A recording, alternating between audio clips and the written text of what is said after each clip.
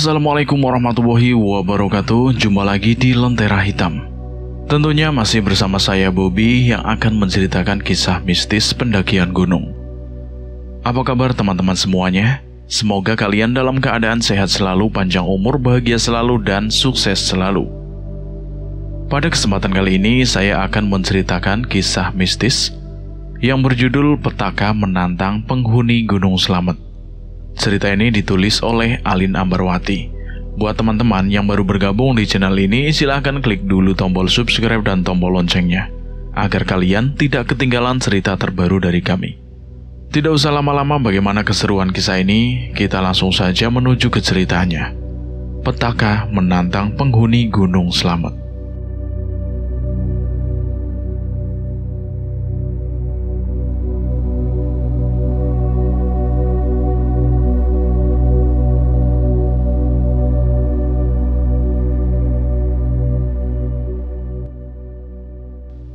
Meskipun Bani sudah menegur sikap Riko, namun Riko tetap keras kepala dan justru ia malah berbalik mengejek Bani dan mengatakan bahwa Bani adalah yang begitu penakut.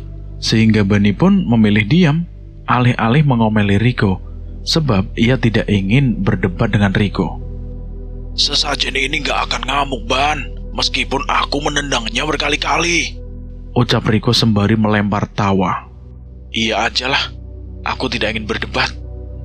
Melihat keduanya bersiteru, Gibran justru melempar tawa kepada keduanya agar suasana tidak menjadi tegang.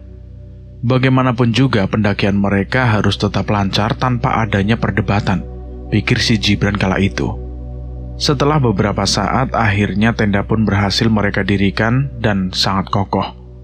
Setelahnya mereka pun memilih untuk beristirahat tepat di depan tenda. Tidak lupa mereka pun membuat api unggun persis di depan tenda dan memasakkan makanan untuk mengisi perut mereka yang mulai keroncongan. Ketiganya saling bekerja sama agar semuanya bisa lekas dihidangkan dengan segera. Malam pun semakin larut, makanan pun sudah selesai mereka santap. Sembari menikmati malam yang semakin larut, mereka pun memilih untuk saling berbincang satu sama lain. Obrolan mereka tidak lain adalah seputar mata batin mereka masing-masing. Kok sampai sekarang aku gak ngeliat mereka ya? Aku yakin pasti Kiseto sudah membohongiku ini, ucap Riko sudah mulai kesal. Saat Riko mengatakannya, tiba-tiba saja dari kejauhan Bani dan Gibran melihat adanya bayangan hitam yang sedang meloncat dari satu pohon ke pohon yang lain. Sontak hal tersebut pun membuat kaget mereka. Namun anehnya dalam hal ini, Riko tidak melihat apapun. Bahkan ia tidak melihat bayangan hitam yang dilihat oleh Gibran dan Bani. Itu apaan? Aku juga melihatnya, Ban, ucap Gibran. Keduanya pun langsung berdiri dan mencoba untuk memastikan sosok yang mereka lihat itu. Begitupun dengan Riko. Ia pun mengikuti langkah Gibran dan Bani karena merasa penasaran. Ada apa sih? Kalian lihat apa? Itu, Rik. Tadi ada bayangan hitam melompat dari pohon ke pohon itu. Tapi sosoknya benar-benar terlihat tidak jelas. Loh, mana? Kok aku nggak ngelihat ya? Saat Gibran dan Bani ingin menunjukkan bayangan hitam yang dilihat oleh mereka kepada Riko, bayangan itu tiba-tiba saja lenyap tanpa jejak. Sontak hal tersebut benar-benar membuat Riko kesal, karena lagi dan lagi hanya dia yang tidak bisa melihat hal janggal. Sementara Bani dan Gibran terus saja melihatnya. Sumpah deh, aku benar-benar kesel. Aku pasti ini dibodohi sama Kiseto. Masa hanya kalian berdua yang melihat keberadaan mereka, sementara aku masih belum bisa melihat apapun. Untuk melampiaskan kekesalannya tersebut, Riko pun kemudian beranjak dari tempatnya duduk saat itu. Ia memilih untuk berjalan beberapa langkah ke depan memandang pohon besar yang berada tak jauh dari tenda mereka. Ia mengamuk sembari berteriak histeris karena rasa kesalnya tersebut. Woi, penghuni Slamet, keluar kalian! Tampakkan wujud kalian di hadapanku, ucap Riko berteriak. Melihat apa yang dilakukan oleh Riko, Gibran dan Bani benar-benar kaget. Lagi dan lagi Riko bersikap semaunya sendiri, hanya karena ia tidak dapat melihat apa yang ingin dilihatnya. Lantas ia bertindak tanpa dipikirkan dulu apa akibatnya. Mereka tidak sadar bahwa saat itu ada banyak sekali makhluk yang sedang mengintai ketiganya. Gibran dan Bani pun mencoba untuk menegur Riko, namun ia masih tetap keras kepala.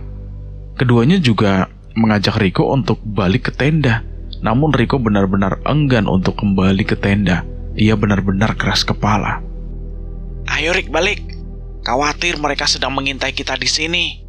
Apalagi kamu baru saja berteriak menantang mereka. Tidak seharusnya kamu bertindak seperti itu. Aku sedang menantang mereka semua, Ran, agar mereka mau datang. Tapi Rik, hari sudah semakin larut. Kalian tidur aja dulu. Aku masih ingin di sini. Gibran dan Bani pun benar-benar tidak habis pikir dengan jalan pikiran si Riko. Sebegitunya ia ingin melihat mereka, sampai-sampai ia tidak bisa mengendalikan dirinya sendiri. Satu hal yang mereka khawatirkan, yaitu makhluk-makhluk itu tidak terima dengan sikap Riko yang sudah menantang mereka untuk datang. Akhirnya Bani dan Gibran pun memilih untuk kembali ke tenda. Kantuk sudah menghampiri mereka. Selain itu juga, mereka tidak ingin lagi melihat sikap konyol yang ditunjukkan oleh Riko. Meskipun mereka sudah mencoba untuk menasehati Riko, namun Riko benar-benar keras kepala dan tidak ingin mendengar apa yang diucapkan oleh teman keduanya itu. Sehingga Gibran dan Bani berpikir bahwa ucapannya akan sia-sia dan lebih baik mereka tidur dan beristirahat. Ya udah, kita balik ke tenda ya. Kita mau tidur, sudah ngantuk. Jaga diri baik-baik. Lekas balik ke tenda, Rik. Iya, Ban. Mereka pun akhirnya meninggalkan Riko seorang diri. Hari pun sudah semakin larut. Hawa dingin sudah mulai dirasakan oleh Riko. Angin pun berhembus semakin kencang. Karena tidak tahan dengan hawa dingin di Samarantu itu, tak lama setelahnya Gibran dan Bani masuk ke dalam tenda. Riko pun akhirnya menyusul mereka. Melihat Riko balik ke tenda dengan cepat, Bani dan Gibran pun merasa sedikit lega. Karena memang sebelumnya mereka sangat khawatir dengan keselamatan Riko. Terlebih lagi Riko sedang dalam situasi yang kurang baik, sehingga kembalinya Riko paling tidak membuat Bani dan Gibran bisa tidur dengan tenang. Karena sudah sangat mengantuk, Bani dan Gibran pun memilih untuk tidur terlebih awal dibandingkan dengan Riko. Rik, aku tidur duluan ya. Iya. Tak lama kemudian tiba-tiba saja Riko kebelet. Ia pun sangat ingin buang air kecil. Ia pun kemudian mengambil headlamp miliknya yang berada di dalam tas yang malam itu berada di dekat Bani. Sehingga saat Riko mengambilnya pun Bani ikut terbangun. Mau apa sih, Rik? Ambil headlamp, Ban. Memangnya mau kemana? Gua mau kencing, Ban. Kebelet banget. Ya udah, jangan jauh-jauh, samping tenda aja. Oke, siap. Sesaat setelah pun, Bani kembali melanjutkan tidurnya tersebut. Sementara Riko bergegas untuk pergi keluar tenda untuk buang air kecil, karena memang ia sudah benar-benar tidak tahan. Alih-alih mendengarkan nasihat yang diucapkan oleh Bani agar Riko tidak pergi jauh dari tenda, ia justru memilih untuk buang air kecil di tempat yang cukup jauh dari tenda. Di satu sisi, ia tidak ingin bau kencingnya akan membuat teman-temannya tidak nyaman saat berada di dalam tenda itu.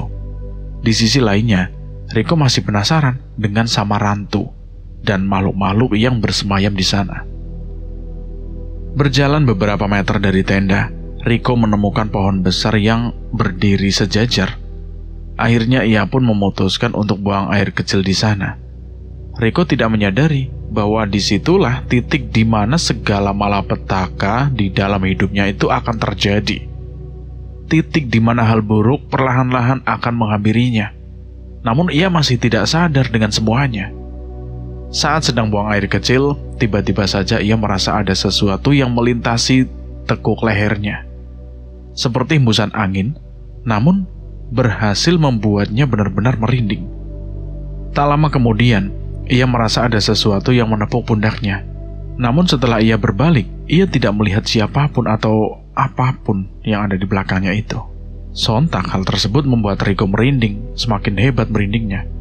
Namun bukanlah itu yang diinginkannya.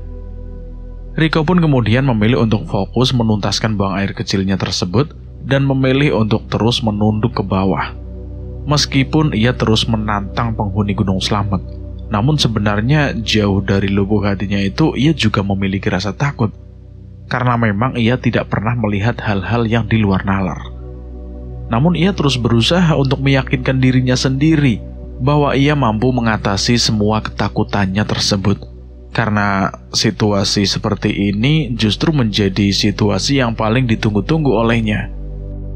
Aku yakin, setelah ini mereka semua akan menampakkan dirinya di hadapanku, seperti yang aku ucapkan sebelumnya. Ucap Rico mencoba untuk meyakinkan dirinya.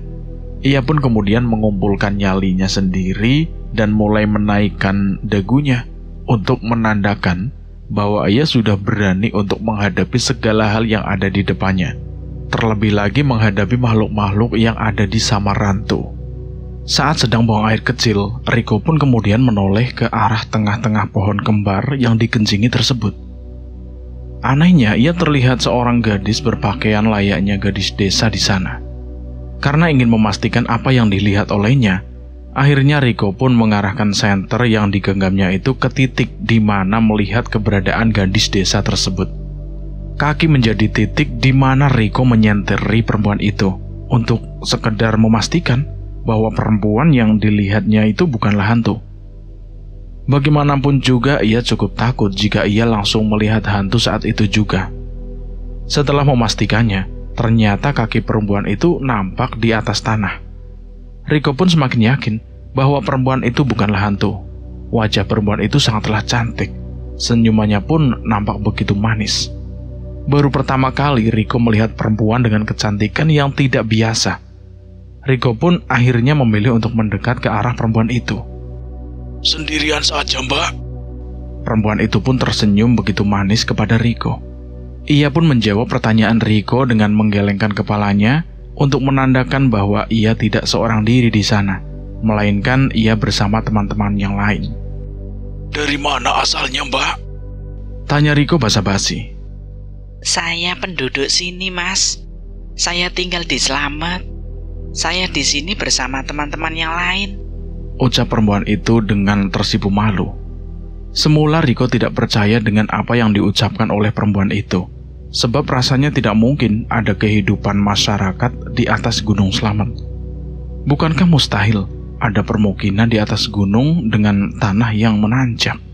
Namun perempuan itu terus berusaha untuk meyakinkan Rico bahwa semua yang diucapkannya itu benar adanya. Perempuan itu pun menunjuk ke arah kegelapan di tengah hutan. Ia mengatakan bahwa tempat tinggal berada tidak jauh dari sana. Namun anehnya, Rico tidak melihat apapun. Karena memang tempat yang ditunjukkan oleh perempuan itu sangatlah gelap. Meski demikian, Rico pun melihat kehadiran gadis-gadis lainnya yang tak jauh dari tempat dia bertemu dengan perempuan berparas cantik tersebut. Para gadis itu juga tersenyum kepada Rico. Alhasil, Rico pun tidak menaruh curiga sedikit pun dan percaya bahwa ada kehidupan di balik hutan yang begitu gelap tersebut. Perempuan itu pun lantas mengajak Rico untuk mampir ke rumahnya. Tanpa berpikir panjang, Rico pun mengiyakan ajakan perempuan yang baru saja ditemuinya itu, tanpa pikir panjang hal buruk di balik semua itu. Pemukiman yang ditunjuk oleh perempuan itu berada di balik pohon kembar yang menjadi tempat Rico buang air kecil. Karena Rico tidak kunjung beranjak dari tempatnya, meskipun sudah mengiyakan ajakan perempuan itu, para gadis itu pun lantas menarik tangan Rico untuk masuk ke dalam hutan yang begitu gelap, untuk bisa sampai di pemukiman para perempuan itu. Dari dekat para gadis itu terlihat semakin manis, hingga hal tersebut benar-benar mampu membius Rico. Rico bahkan tidak berkedip sedikit pun. Ia benar-benar tidak bisa memalingkan tatapannya dari para gadis yang berada di samping mereka. Sementara para gadis itu terus melempar senyum kepada Rico. Bahkan mereka pun sesekali melempar tawa kepada Rico. Suasana malam itu benar-benar membahagiakan bagi Rico yang sudah sangat lama tidak bercengkrama dengan banyak perempuan. Apa rumah kamu masih jauh? Tanya Rico kepada perempuan yang pertama dijumpainya itu. Sudah tidak jauh dari sini, Mas. Di sana ramai? Tentu saja ramai dong, Mas. Apakah boleh orang asing masuk ke tempat kamu? Ya tentu saja boleh dong, Mas. Rico benar-benar tidak sadar bahwa dia akan masuk ke dalam dimensi yang tidak pernah dipikirkan sebelumnya. Rico benar-benar tidak sadar bahwa malapetaka kini sudah mulai tiba. Hanya perasaan bahagia yang Rico rasakan saat itu, sebab dia tidak tahu apa yang ada di balik semua kebahagiaan dan kesenangan yang dirasakan olehnya kini. Di sisi lain, Gibran dan Bunny belum sadar jika Rico sudah pergi untuk beberapa waktu. Keduanya masih terlelap di dalam tidur mereka. Yang mereka tahu, Rico hanya pergi untuk buang air kecil. Mereka tidak berpikir jika Rico akan masuk ke dalam dimensi gaib yang tidak pernah dilintasi di dalam pikiran mereka. Rico bersama gadis dan perempuan yang ditemuinya itu pun lantas melewati pohon kembar berjejer tak jauh dari tenda Rico. Mereka masuk ke dalamnya tanpa adanya perasaan khawatir ataupun lainnya. Tak lama kemudian, setelah mereka melewati pohon kembar dan masuk ke dalam hutan yang begitu gelap, kini terpampang di hadapan Rico sebuah gapura desa. Rico antara percaya dan tidak percaya dengan apa yang dilihatnya itu. Benarkah? Ini gapura desa tempat di mana kamu tinggal? Benar, Mas. Ayo kita masuk. Ucap perempuan itu. Rico sedikit ragu ketika akan masuk ke gapura tersebut. Perasaannya mulai tidak enak. Rasanya benar-benar tidak masuk akal jika ada sebuah pemukiman di atas Gunung Slamet. Sebab dari pengalaman pendakian Rico, ia belum pernah satu kali pun melihat adanya pemukiman di atas gunung seperti apa yang dilihatnya sekarang. Rumah-rumah yang berjajar di balik gapura itu masih seperti zaman kuno. Semua rumah menyerupai rumah joglo khas Jawa kuno. Di sana pun tidak ada penerangan. Satu-satunya penerangan yang ada di pemukiman tersebut hanya berasal dari obor kayu yang berjajar rapi di tiap depan rumah joglo tersebut. Meskipun melihat banyaknya keanehan, namun Rico tidak mengucapkannya secara langsung kepada perempuan yang masih berdiri di sampingnya. Ia berusaha untuk menjaga perasaan perempuan yang baru ditemuinya itu. Rico pun tidak ingin suasana di antara mereka menjadi canggung. Karena perempuan dan para gadis di sana itu terus memaksa Rico untuk masuk melewati gapura desa. Akhirnya dengan berat hati Rico pun mengikuti dan menuruti semua ucapan perempuan dan para gadis di sana. Suasana pemukiman di sana sangatlah ramai. Semua orang saling bercengkrama satu sama lain. Mereka pun terlihat sangat rukun. Semua pakaian yang dikenakan mereka pun benar-benar menyerupai penduduk Jawa kuno. Mereka semua pun nampak terkejut ketika menyadari kedatangan si Rico. Dia merasa benar-benar berbeda dari mereka semua.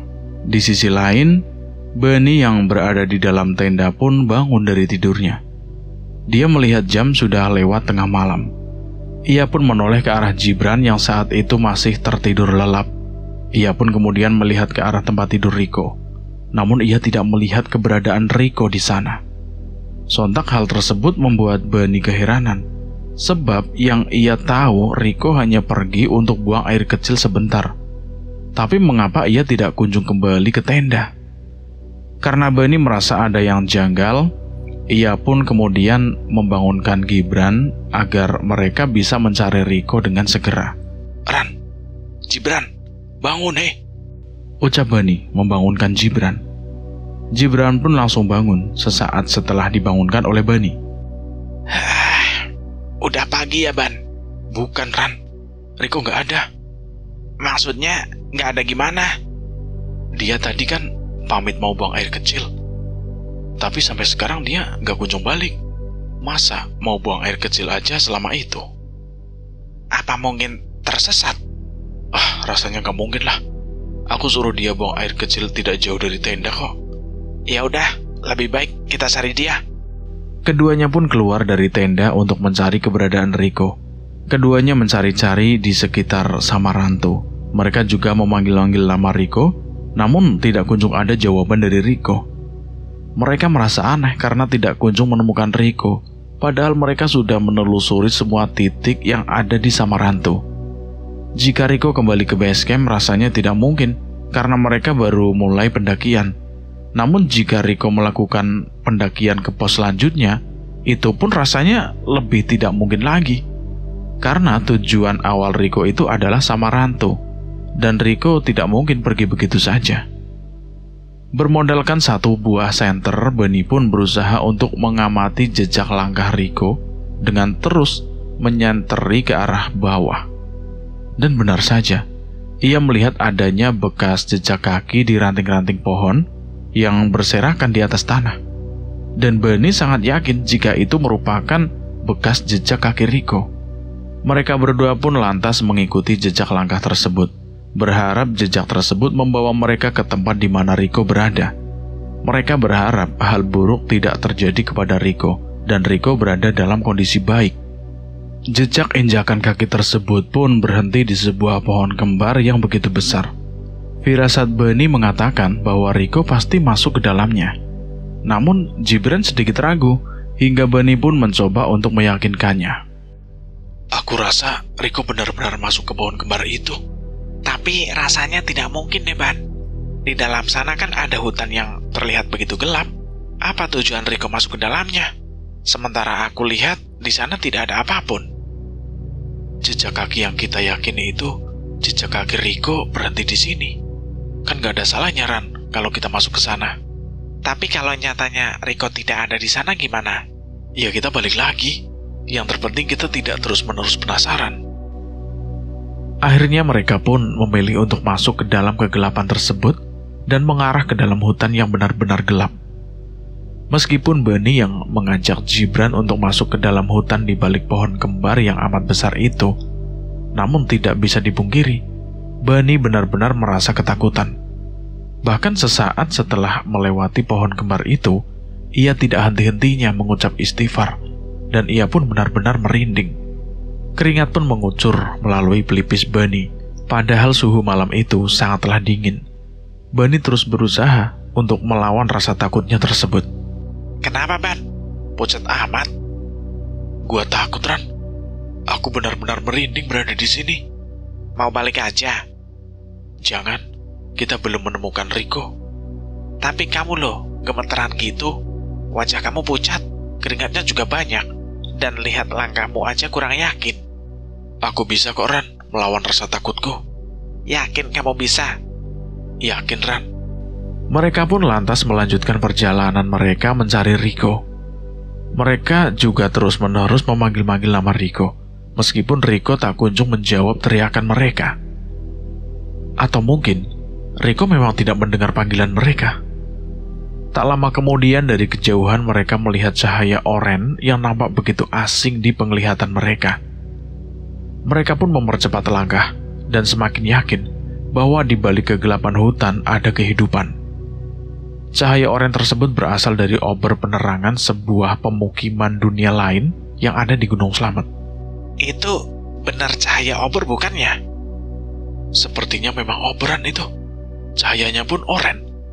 Tapi apa mungkin di atas Gunung Slamet ada yang menyalakan obor sebegitu terangnya? Mungkin mereka yang sedang menaruh sesajen kali. Kan di Samarantu banyak sekali sesajen berserakan. Benar juga, Ran. Semoga saja di sana ada Rico. Tapi aku ragu, Ban, jika Rico benar-benar ada di sana. Ya kita coba aja, masuk dulu lebih dalam. Semakin dalam mereka masuk, cahaya oranye tersebut semakin kentara. Namun di sini, firasat keduanya semakin tidak enak. Mereka merasakan ada sesuatu hal yang tidak masuk akal di balik cahaya tersebut. Akhirnya ketika mereka benar-benar sampai di sumber cahaya tersebut, mereka melihat sebuah pemukiman yang sangat ramai.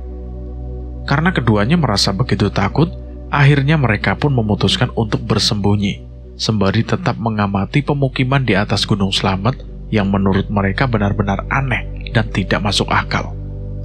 Mereka memperhatikan setiap orang yang ada di sana, berharap Rico berada di antara mereka semua. Dan benar saja, dari kejauhan Bunny melihat Rico di sana.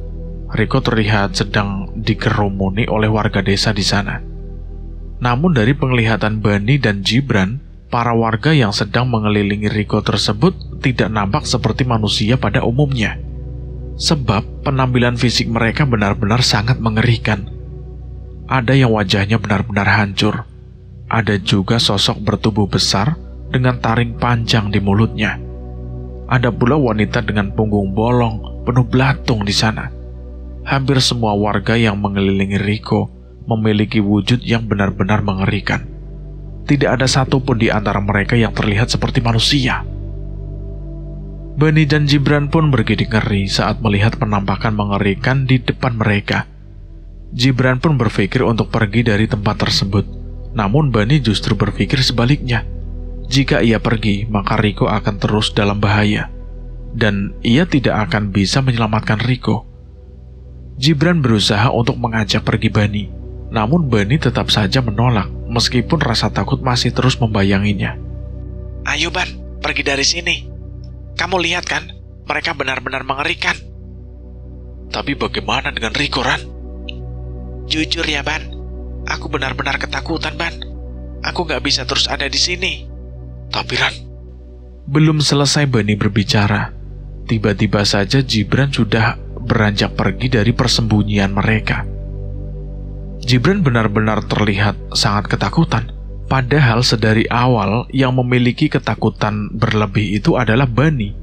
Bahkan ia sering diolok-olok oleh Gibran. Namun nyatanya, yang pergi terlebih dulu malah Gibran. Meskipun Bani juga sangat ketakutan, namun ia tidak bisa meninggalkan Rico dengan begitu saja. Ia harus bisa menyelamatkan Rico dari jeratan makhluk-makhluk mengerikan itu. Bagaimanapun juga mereka bersahabat sudah cukup lama. Dan Bani tidak mungkin tega meninggalkan Rico yang nyatanya sedang dalam bahaya. Bani pun masih mengawasi setiap pergerakan Rico di sana, sembari mencari cara bagaimana menyelamatkan Rico dan membawanya keluar dari perkampungan mistis tersebut. Namun anehnya, dari pandangan Bani, Rico tidak menunjukkan adanya rasa takut sedikit pun. Bahkan ia terlihat begitu senang berada di tengah-tengah mereka. Bahkan sesekali Bani mendengar tawa yang terlontarkan dari mulut Rico. Kenapa Rico justru bahagia berada di tengah mereka? Bukankah mereka semua terlihat begitu menakutkan? Ucap Bani dalam hatinya. Pasti ada sesuatu yang tidak benar. Ada hal yang berada di luar nalar manusia. Atau mungkin wajah mereka semua di hadapan Rico itu tidak sama dengan apa yang Bani dan Gibran lihat. Karena rasanya tidak mungkin jika Rico merasa senang dikelilingi oleh makhluk mengerikan seperti mereka semua. Bani pun berusaha untuk memutar otak guna mencari cara agar bisa membebaskan Rico dari jeratan mereka semua. Bani sesekali menampakkan dirinya dari tempat persembunyiannya tersebut hanya untuk sekedar memastikan kondisi Rico. Namun sepertinya sikap Bani diketahui oleh salah seorang gadis yang berada di kerumunan tersebut. Gadis dengan wajah yang sangat mengerikan. Saat gadis tersebut mulai berfokus untuk melihat ke arah Bani, sebisa mungkin Bani tidak menampakkan dirinya agar tidak ketahuan. Jika Bani sampai ketahuan, bisa jadi ia akan bernasib sama seperti Rico. Dan Bani tidak ingin hal itu terjadi, sehingga ia pun memutuskan untuk terus bersembunyi. Di sisi lain, Gibran pun benar-benar mempercepat langkah kakinya agar ia bisa segera sampai di tenda. Ia benar-benar takut jika makhluk-makhluk mengerikan yang mengelilingi Rico akan mengejarnya sampai ke tenda. Bahkan ia terus menoleh ke arah belakang. Namun beruntung, tidak ada pun makhluk mengerikan di belakangnya. Meskipun ia pergi begitu saja karena rasa takutnya, tetap saja Gibran masih terus memikirkan keselamatan Bani dan juga Rico.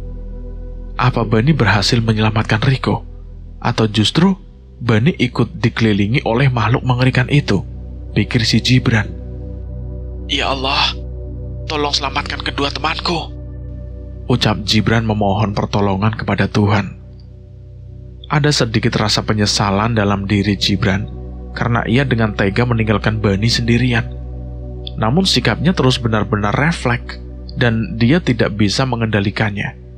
Kakinya sangat ingin beranjak dari tempat mengerikan itu. Maafkan aku, Ban. Rick, kata Gibran dalam penyesalannya tersebut.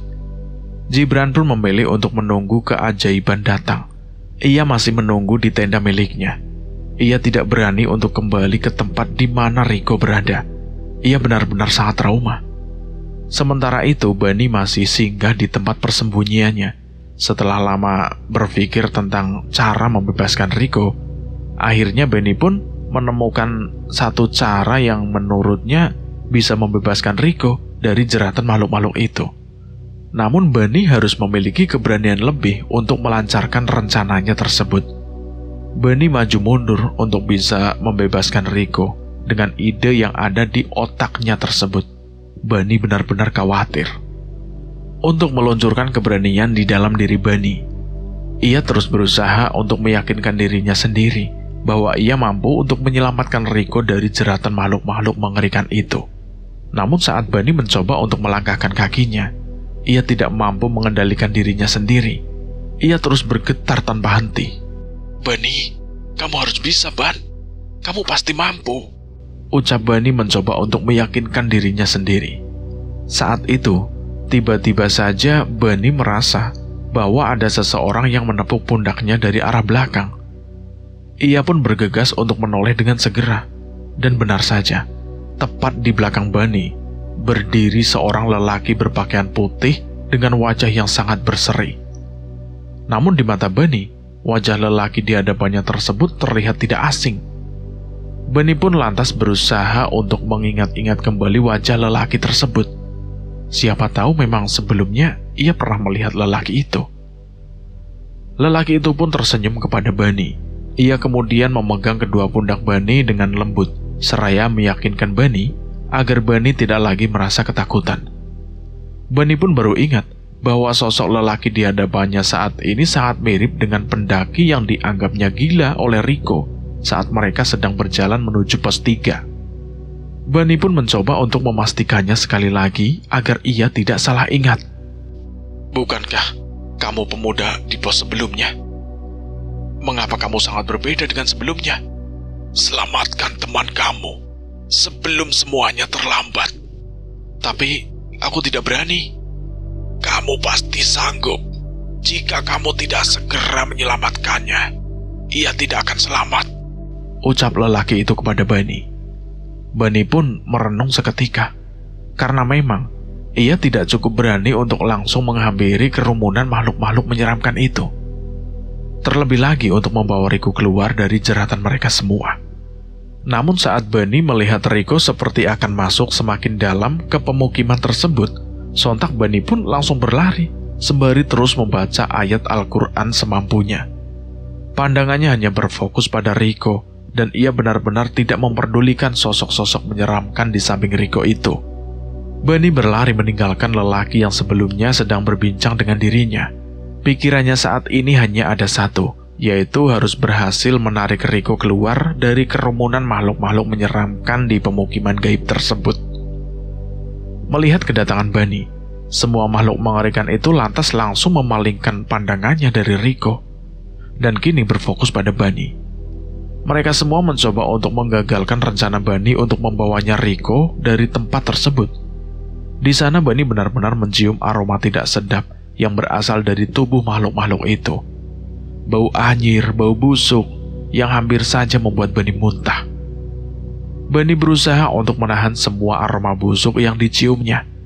Mulutnya tidak henti-hentinya mengucapkan istighfar dan segala doa yang diingatnya ketika itu. Sangat sulit untuk menggapai tangan Rico, karena Rico masih dikelilingi oleh makhluk-makhluk yang sangat menyeramkan. Hingga akhirnya Bunny pun berhasil menggapai tangan Rico. Ia pun bergegas untuk menariknya keluar dari kerumunan. Bunny sama sekali tidak melirik ke arah makhluk-makhluk di sana, karena ia khawatir ia tidak akan sanggup beranjak jika ia melihat wajah mereka yang sangat menyeramkan. Ayo Rick, kita harus pergi dari sini. Ini bukan tempatmu. Rico masih belum begitu sadar dengan apa yang dilakukan oleh Bunny. Namun setelah tubuhnya keluar dari jeratan makhluk-makhluk itu, Rico baru sadar jika Bunny saat ini sedang bersamanya. Namun pandangan Rico masih berfokus pada para gadis yang saat itu mengerumuninya. Ia tidak melihat bahwa sosok mereka adalah sosok yang mengerikan, karena di pandangan Rico, mereka semua sama seperti manusia pada umumnya.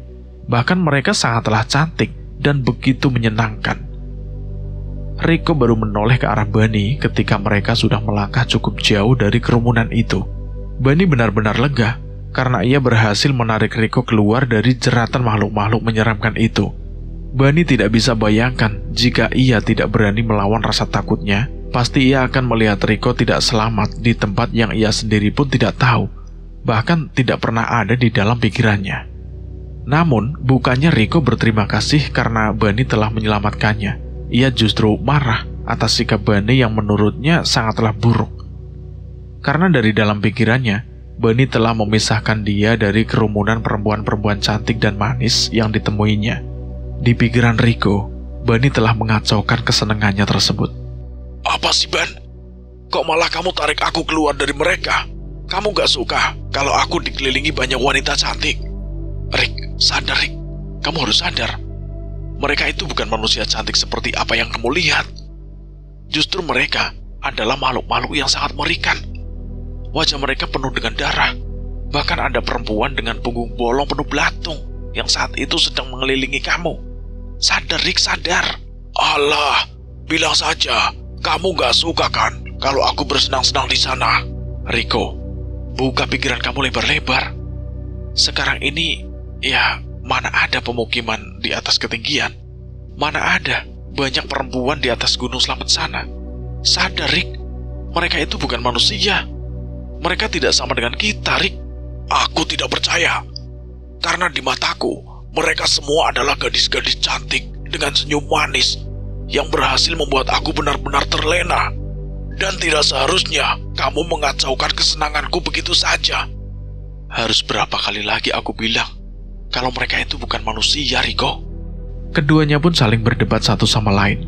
Bahkan Bunny hampir tidak habis pikir, karena bukannya kata terima kasih yang keluar dari mulut Rico, justru malah sebaliknya. Ada sedikit rasa penyesalan karena sikap Rico benar-benar di luar dugaan. Padahal Bunny sudah sekuat tenaga melawan rasa takutnya seorang diri setelah Gibran memilih pergi begitu saja. Namun nyatanya, Rico malah bersikap acuh tak acuh kepada si Bunny dan malah terus memarahi Bunny tanpa henti. Melawan rasa takut tidaklah mudah. Bunny bukan hanya melawan rasa takutnya sendiri, melainkan ia juga mengorbankan dirinya sendiri. Jika ia tidak berhasil menarik tangan Rico kala itu, tentu ia pun akan terperangkap di dalam jeratan makhluk mengerikan itu. Bunny hanya bertindak layaknya seorang teman yang baik, namun nyatanya semua terjadi di luar pikiran Bunny sebelumnya. Bunny pun naik pitam setelahnya. Rico, kalau tadi aku nggak narik tanganmu keluar dari jeratan makhluk mengerikan itu, aku sudah bisa pastikan kamu akan pulang hanya tinggal nama. Bukannya bersyukur ditolong, ini malah marah-marah gak jelas. Ban, gak ada yang minta kamu buat datang ke sini, ngasih pertolongan. Ingat itu, Ban. Aku gak ada tuh teriak-teriak minta tolong. Justru aku sedang bersenang-senang di sana. Tapi kamu malah mengacaukan semuanya. Rico, ingat, apa yang aku ucapkan semuanya benar dan sesuai kenyataan. Sedangkan apa yang kamu lihat semuanya hanyalah fata morgana. Sadar itu, Rico. Karena marah terus disudutkan oleh Rico, akhirnya Bunny pun meminta Rico untuk kembali menoleh ke arah belakang agar ia bisa melihat sosok menyeramkan yang sebelumnya ia anggap mereka hanyalah manusia dengan kecantikan yang luar biasa. Dengan perasaan kesal, akhirnya Rico pun menuruti ucapan si Bunny. Ia kemudian kembali menatap ke arah kerumunan orang-orang yang dianggapnya baik-baik saja. Betapa kagetnya Rico ketika melihat mereka semua sudah berubah menjadi makhluk yang sangat amat menyeramkan. Benar-benar berbeda dari mereka yang dilihat oleh Rico sebelumnya. Mata Rico pun terbelalak seketika. Gadis-gadis cantik yang dilihat sebelumnya kini sudah berubah menjadi sosok-sosok yang sangat menyeramkan. Mereka semua benar-benar berlumuran darah. Bahkan ada juga sosok yang kepalanya hanya tengkorak saja. Mereka semua benar-benar makhluk yang mengerikan. Sontak, Rico pun benar-benar syok dengan pemandangan yang dilihat olehnya. Ia tidak pernah berpikir jika sosok-sosok yang membawanya masuk ke dalam pemukiman gaib tersebut adalah sosok-sosok yang sangat menyeramkan. Ia benar-benar tidak pernah merasa aneh sebelumnya. Astagfirullahaladzim, teriak Rico. Rico pun merinding seketika. Ia benar-benar tidak habis pikir jika semua hal yang diucapkan oleh Bunny itu benar adanya. Ia benar-benar merasa sangat bersalah kepada Bunny karena sudah marah dan membentaknya secara berulang-ulang. Namun nyatanya semua hal yang diucapkan oleh Bunny adalah benar adanya. Tubuh Rico pun merinding semua, dari mulai tangan hingga kakinya. Keringat pun tiba-tiba mengucur begitu deras tanpa henti. Mata Rico benar-benar berkaca-kaca. Rasa takut dalam diri Rico pun kini tidak mampu dielakkan lagi. Meskipun rasa sangat bersalah kepada Bunny, rasa takut Rico tidak mampu lagi dibendung olehnya. Ia pun kemudian berlari sekencang mungkin dan meninggalkan Bunny seorang diri. Ia benar-benar tidak mampu mengendalikan dirinya sendiri. Rico berlari sangat kencang menjauhi tempat mengerikan yang baru saja ia masuki. Bunny pun berusaha untuk menahan Rico. Namun nyatanya ia tidak berhasil karena laju lari Rico itu benar-benar kencang. Hingga akhirnya Bunny pun tidak lagi melihat kemana arah Rico pergi. Lagi dan lagi, kini Bunny hanya tinggal seorang diri. Awalnya Bunny ditinggalkan oleh Gibran karena Gibran sangat ketakutan karena melihat makhluk mengerikan yang mengelilingi Rico. Dan sekarang ia kembali ditinggal oleh Rico karena Rico sangat shock setelah melihat wajah asli orang-orang yang sebelumnya mengelilinginya itu. Melihat jalur yang dipilih oleh Rico, Bunny mulai khawatir. Sebab arah yang Rico tuju itu adalah arah yang berlawanan dengan tenda mereka bertiga. Bunny sudah berusaha untuk meneriaki Rico agar ia bisa berhenti dan berbalik arah. Namun sepertinya Rico tidak mendengar teriakan Bunny yang sudah begitu kencang. Aduh, gimana ini?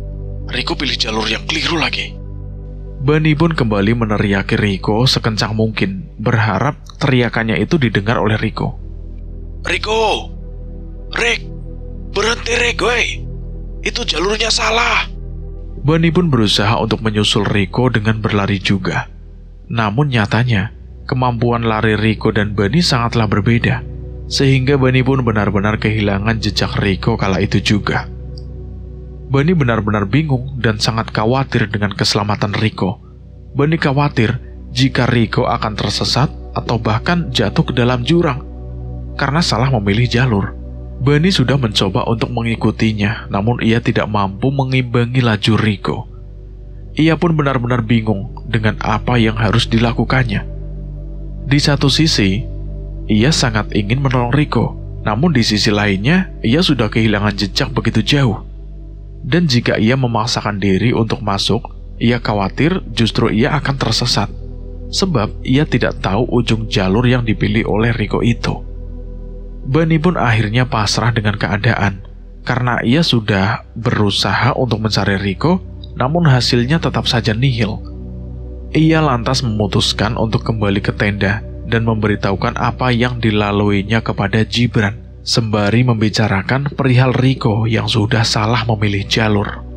Setibanya Bunny di tenda, Gibran yang saat itu sedang meringkuk cemas di depan tenda pun, dia langsung menghampiri Bunny dan menanyakan keberadaan Rico kepadanya.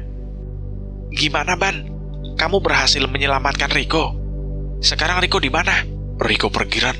Dia pilih jalur yang salah lagi. Aku khawatir kalau Rico kenapa-napa, Ran. Tapi kamu berhasil mengajak dia keluar dari tempat pengerikan itu, kan? Iya, Ran, aku berhasil. Tapi setelah itu, Rico justru pergi begitu saja, Ran. Pasti karena ia melihat wajah asli mereka yang benar-benar menyeramkan. Karena sebelumnya, di hadapan Rico itu mereka semua seperti manusia pada umumnya. Bahkan mereka memiliki paras yang sangat cantik katanya. Kita harus segera mencarinya, Ban. Aku sudah mencoba mengikuti arah kemana ia pergi, Ran. Tapi aku benar-benar kehilangan jejak. Akhirnya aku memilih untuk kembali. Aku khawatir akan bernasib sama dengan Rico. Apa kita coba meminta bantuan saja? Itu akan lebih baik, Ran. Ayo. Akhirnya Bunny dan Gibran pun memilih untuk mengemasi semua barang-barang milik mereka. Tenda yang susah payah dibangunnya pun kini dirubuhkan begitu saja. Mereka pun tidak melupakan barang milik Rico. Mereka membawanya turun bersama barang-barang pribadi milik keduanya. Perasaan mereka benar-benar campur aduk. Mereka sangat khawatir dengan keselamatan Rico. Di sepanjang perjalanan turun, mereka terus melantunkan doa-doa semampu mereka. Mereka pun tidak lupa terus mengucapkan harapan atas keselamatan Rico. Berharap Tuhan akan mendengar semua ucapan yang tak henti-hentinya mereka ucapkan. Kejadian mengerikan kini terjadi begitu saja tanpa adanya permisi. Andai sedari awal mereka tidak membangun tenda di Samarantu, mungkin kejadian ini tidak akan mungkin terjadi. Namun semua telah terjadi. Tidak akan ada peristiwa yang bisa diulang kembali. Namun harapan keduanya terus-menerus diucapkan, karena bagaimanapun juga Rico singgah ke Slamet bersama mereka. Dan rasanya akan sulit jika mereka harus pulang tanpa adanya Rico di samping mereka. Di sisi lain, Rico yang saat itu masih berlari dengan begitu kencang, kini tiba-tiba berhenti karena ia tidak mampu lagi menahan rasa lelah. Keringat bahkan sudah membasahi sekujur tubuhnya. Nafasnya pun benar-benar terengah-engah. Wajahnya mulai memerah, bak buah naga yang baru saja dipanen. Rico berhenti tepat di bawah pohon akasia besar yang terlihat begitu angker. Ia kemudian menghela nafas begitu panjang dan langsung melihat sekeliling tempat di mana ia berhenti. Saat itulah ia baru menyadari bahwa jalur yang dipilihnya itu nyatanya adalah jalur yang salah. Jalur tersebut tidak mengantarkan dia ke tenda. Mereka justru mengantarkan Rico ke tempat yang ia sendiri pun tidak tahu. Aku di mana ini? Rico pun kemudian memanggil-manggil nama Bunny, berharap ia ada di belakangnya. Namun sayang, ia tidak kunjung mendengar jawaban dari Bunny. Kini ia baru menyadari bahwa ia benar-benar seorang diri di tempat yang benar-benar angker. Andai saja ia tidak berlari sekencang itu sampai tidak memperhatikan jalur yang dipijaknya, tentu ia tidak akan sampai di tempat yang benar-benar angker baginya. Bunny, aku di sini. Tolong selamatkan aku, Ban. Ucap Rico berulang-ulang memanggil nama Bunny. Namun Bunny benar-benar tidak ada di dekat Rico. Keduanya terpisah begitu jauh. Tiba-tiba saja Rico merinding tanpa sebab. Angin pun berhembus begitu lirih melewati tekuk lehernya. Bulu kuduknya pun berdiri seketika. Rico merasa ada sesuatu yang sedang memperhatikannya dari jauh. Ia pun kemudian mencoba untuk mengamati sekeliling, namun tidak ada apapun dan tidak ada siapapun. Rico pun mencoba untuk mencari jalan keluar, namun ia buta arah. Terlebih lagi, ia tidak membawa kompas ataupun alat komunikasi di sana. Semuanya ia tinggal di dalam ranselnya yang kebetulan ia letakkan di dalam tenda. Hanya bermodalkan senter yang masih berada di genggamannya. Ia berusaha untuk mencari jalur yang menurutnya benar dan bisa mengantarkannya ke jalur yang akan membawanya ke tenda milik mereka. Namun bukannya melihat jalur yang benar, Rico justru melihat makhluk mengerikan sedang berdiri tepat di hadapannya. Sosok hitam besar dengan mata merah melotot sedang berdiri tepat di samping akasia besar yang berada sangat dekat dengan tempatnya berdiri ketika itu. Rico sangat ketakutan melihat sosok mengerikan itu. Ia lantas berjalan mundur untuk menjauh dari cengkeraman makhluk hitam besar yang terus melototinya itu. Tolong, pergi dari sini, teriak Rico mengusir sosok mengerikan itu. Namun sosok itu justru tidak bergeming sedikit pun. Ia terus mendekat ke arah Rico, hingga Rico pun merasa sangat terpojokan. Bunny, Gibran, tolong aku. Rico terus memanggil-manggil nama kedua sahabatnya tersebut. Karena di Gunung Slamet, ia hanya memiliki kedua temannya tersebut. Namun karena jarak yang tidaklah dekat, kedua teman Rico pun tidak mendengar suara teriakan sedikit pun. Apa yang kamu mau? Tolong, jangan bunuh saya. Tolong menjauhlah. Semakin Rico memberontak, makhluk hitam mengerikan itu pula semakin mendekat ke arah Rico. Hingga tanpa sadar, kini Rico pun merasa terpojokan. Ia terhenti oleh sebuah jurang, dan ia tidak mampu lagi mengelak dari cengkeraman makhluk mengerikan itu. Rico hanya mampu meringkuk ketakutan. Ia memilih untuk bersembunyi di sebuah batu besar yang kebetulan ada di dekat jurang tersebut. Makhluk itu justru terus mendekat ke arah Rico tanpa ampun. Bukannya tadi kamu yang menantangku. Keluarlah jika kau ingin mati. Akan aku pastikan seluruh tubuhmu kulumat tanpa sisa. Gema makhluk mengerikan itu. Suara itu terus terdengar dari telinga Rico. Sementara itu ia masih meringkuk ketakutan, sembari terus menutupi telinganya agar ia tidak lagi mendengar suara makhluk mengerikan itu. Ia bahkan sampai menangis terseduh-seduh karena rasa takut. Dalam situasi tersebut, Rico benar-benar merasa menyesal atas sikap bodoh yang selama ini dilakukan olehnya. Dari mulai ide bodoh yang muncul di kepalanya, perihal membuka mata batin saat melakukan pendakian ke Gunung Slamet. Bahkan ada titik di mana Rico menantang penghuni Gunung Slamet, karena ia merasa kesal akibat tidak kunjung melihat penampakan makhluk gaib selama pendakian. Kini ucapannya dibalas tuntas secara langsung oleh waktu. Ia kini terpenjara dalam jeratan makhluk mengerikan yang terus-menerus mengucapkan kalimat mengerikan yang tidak mampu dihilangkan begitu saja oleh Rico, meskipun ia sudah berusaha untuk menutup telinganya begitu erat. Nyatanya, ketakutan kala itu benar-benar membayangi Rico. Rico terus meringkuk di balik batu besar tak jauh dari jurang yang ada di dekat kawasan Samarantu.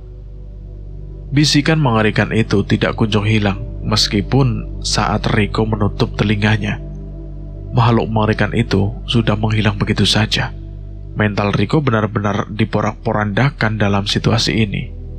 Malam itu benar-benar menjadi malam mengerikan bagi Rico.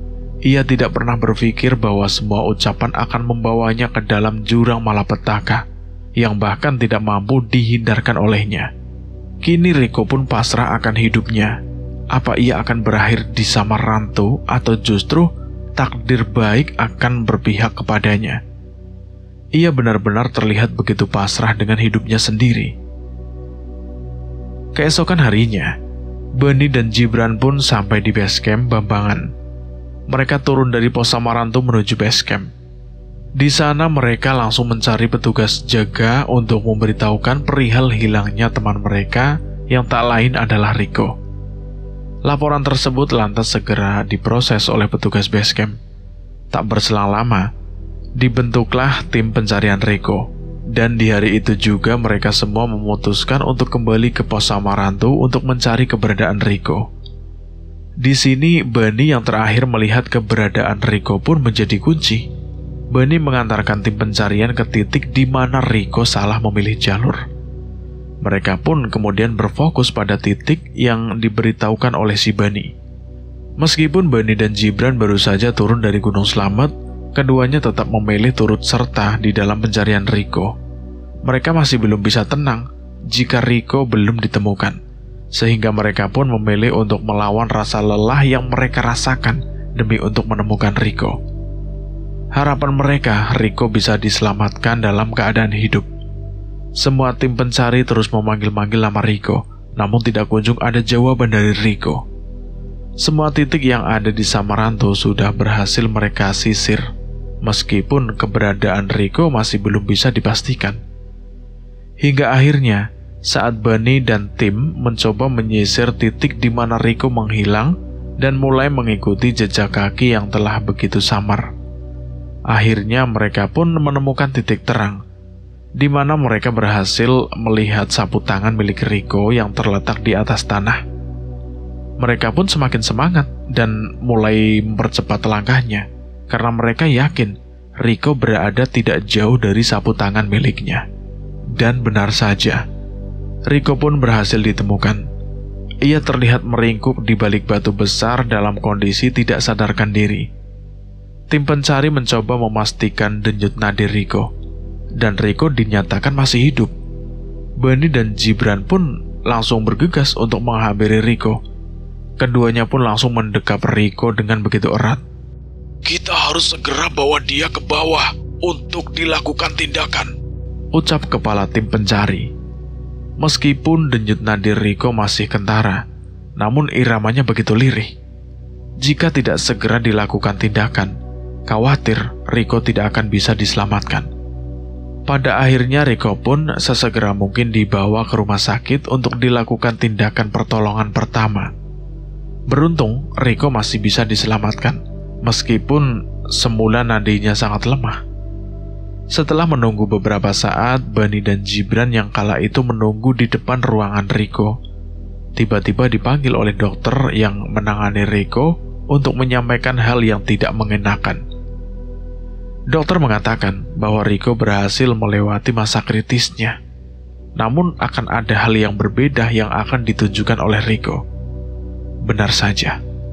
Setelah Riko sadarkan diri, ia bertingkah tidak seperti biasanya. Riko terus saja mengalami ketakutan hebat. Bahkan ketika Bani dan Gibran mendekat ke arahnya, Riko pun enggan. Riko justru mengusir keduanya. Setiap kali melihat orang, Riko akan meringkuk ketakutan sembari mengusir semua orang yang datang menghampirinya. Setelah kejadian tersebut, hidup Riko pun berubah 180 derajat. Kini hampir setiap malam Riko mengalami ketakutan hebat. Ia bertingkah seperti orang yang tidak waras alias gila. Padahal sebelumnya, Riko tidak pernah bertindak seperti sekarang ini. Bukan hanya itu, setelah keluar dari rumah sakit dan kembali ke rumah orang tuanya, Riko lebih sering melamun dibandingkan mengobrol ataupun berbincang dengan orang rumah. Dan hampir di tiap malam, Riko bersikap seperti orang kerasukan. Bahkan ia terus mengigau dengan mengusir siapapun orang yang datang menghampirinya. Bani dan Gibran yang melihat kondisi Riko seperti itu pun merasa sangat terpukul. Bagaimana tidak? Sebelum mereka berangkat ke Gunung Slamet, semuanya baik-baik saja. Namun ketika pulang, mengapa semuanya berubah? Kini Riko berubah menjadi orang yang tidak lagi mampu mereka kenali. Riko terus melamun dan sesekali mengamuk. Sering mengigau dan sesekali menangis seorang diri. Riko kehilangan akal sehatnya karena petaka menantang Gunung Slamet. Sebaik-baiknya manusia adalah ia yang sanggup dan mampu untuk menjaga lisannya. Cerita ini tamat, selesai sampai di sini. Bagaimana menurut teman-teman semua tentang cerita ini? Silahkan tulis di kolom komentar. Terima kasih buat teman-teman yang sudah setia mendengarkan cerita ini. Semoga kalian dalam keadaan sehat selalu, panjang umur, bahagia selalu, dan sukses selalu. Dan buat teman-teman yang baru bergabung di channel ini, silahkan klik dulu tombol subscribe dan tombol loncengnya, agar kalian tidak ketinggalan cerita terbaru dari kami. Saya mohon maaf jika ada kesalahan kata. Saya pamit undur diri. Akhir kata, wassalamualaikum warahmatullahi wabarakatuh. Salam lestari.